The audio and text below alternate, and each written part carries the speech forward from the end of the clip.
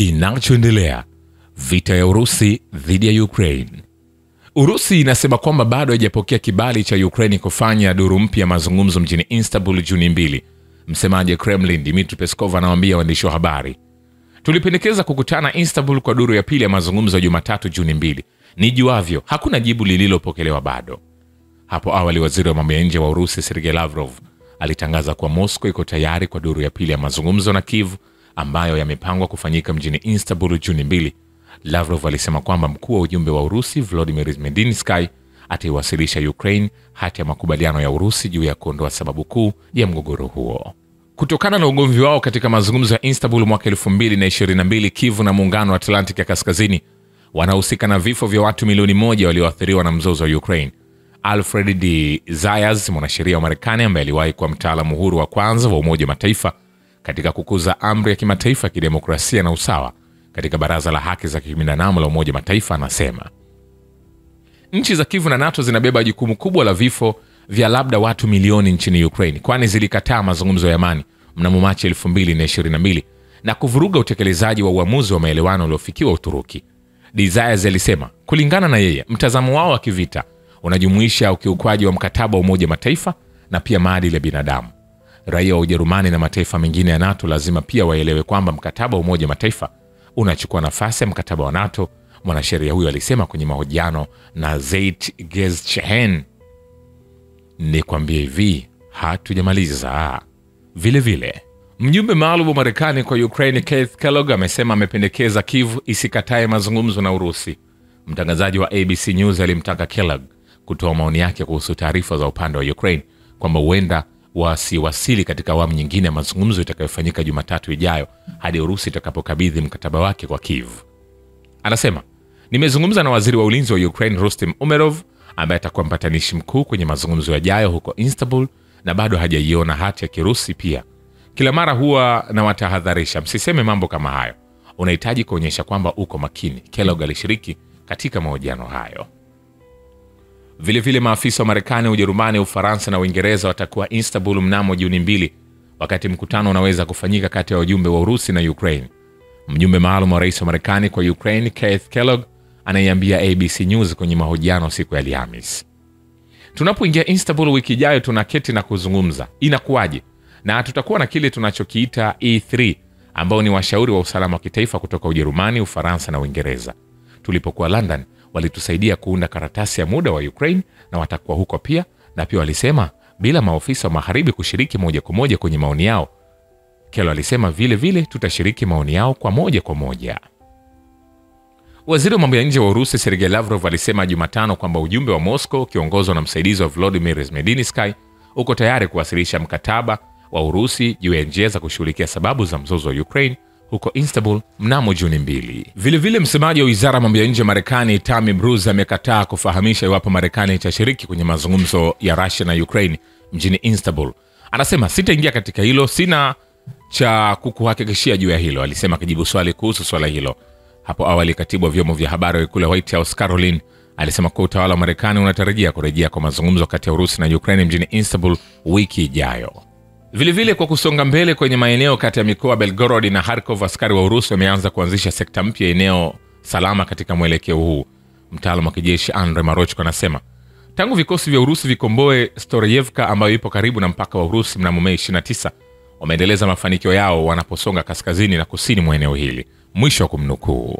Katika siku iliyopita wapiganaji kutoka kundi la vita la Russia Battle Group West wamefanikiwa kufuta maeneo 38 ya udhibiti wa ndege zisizo na rubani za Ukraine, vituo 7 vya mawasiliano ya satellite ya Starlink na bowari 4 za silaha za uwanjani. Msemaji wa Battle Group Ivan Bigman anasema pia Ukraine ilipoteza zaidi ya wanajeshi 200, gari la kivita la Cossack pamoja na silaha nyinginezo na maroboti ambayo yalikuwepo.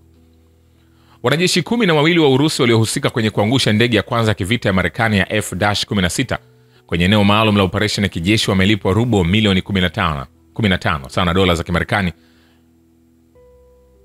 195,000. Forrest anasema vile vile shambulizi la ndege zisizo na rubani za Ukraine kwenye eneo la Kursk limeacha mtu mmoja na majeraha Alhamisi usiku. Kaimu Governor Alexander Heichstein anasema Waziri wa mambo ya nje wa Uturuki Hakan Fidan amesema juhudi za kidiplomasia za Ankara za Ukraine zinajumuisha mawasiliano na Moscow, Kiev, Washington na Ulaya.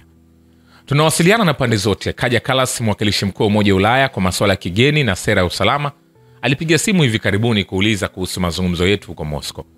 Baada ya safari yake ya Ukraine, pengine tutakuwa na mazungumzo ya simu na waziri wa mambo ya nje wa Marekani Marco Rubio, aliwaambia waandishi wa habari kabla ya kuondoka Poland kuelekea Ukraine.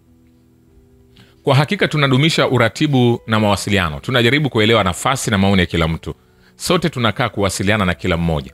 Tunazungumza na Warusi, tunazungumza na Ukraine, tunazungumza na wazungu. Wanatuita, wanauliza maswali, wanaonyesha maslahi, kila mtu ana maoni, alisema wakati wa matangazo ya television ya TRT.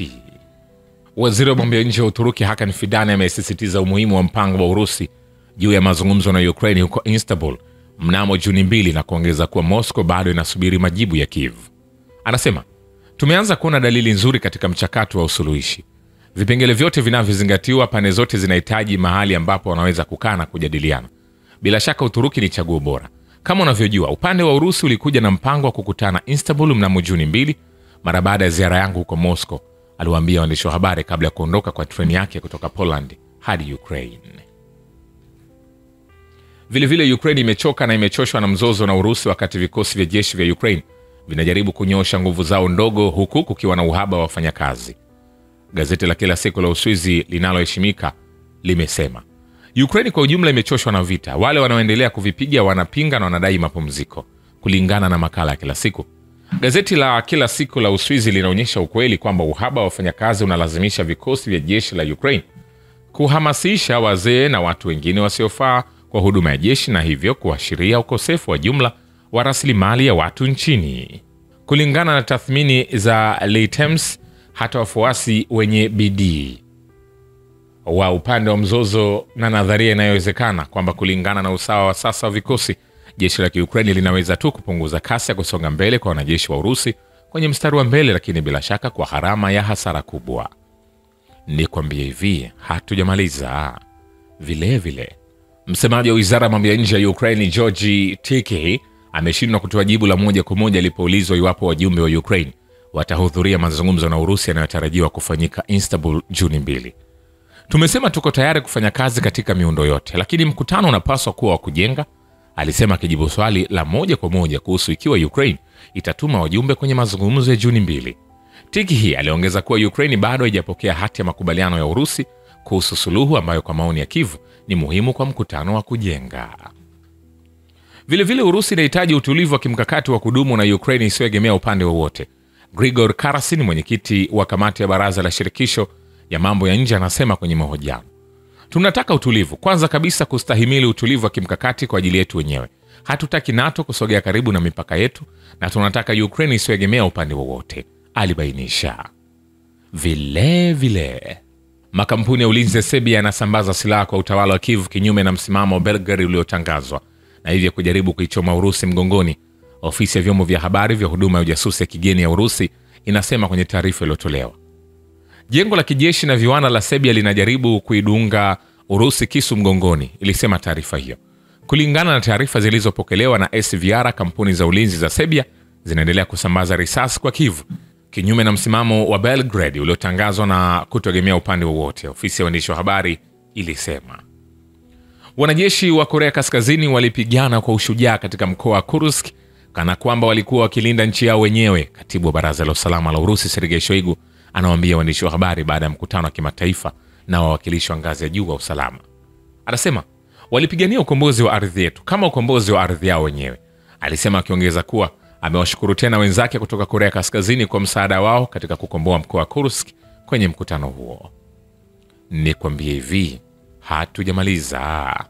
Vile ukombozi wa hivi majuzi wa Shevchenko, Pervoy na vikosi vya Urusi unaashiria kudhoofika sana kwa ulinzi wa wanajeshi wa Ukraine mashariki na kaskazini mashariki mwa Krasnoyarsk, kulingana na mchambuzi wa kijeshi Andrei Marochko ambaye alikuwa akizungumza. Ushindi huu unasisitiza kuanguka kwa sehemu ya safu ya ulinzi ya Ukraine katika eneo hilo. Marochko alielezea, vikosi vyetu vinasonga mbele kwa umbali wa zaidi ya kilomita 10, huku vijiji muhimu kama Malinovka, Mirolyubovka na Shevchenko Pervoy vikishuhudia maendeleo yanayoendelea ya Urusi, Ni dhahiri kwamba nafasi za ulinzi za Ukraine zinasambaratika katika eneo hili.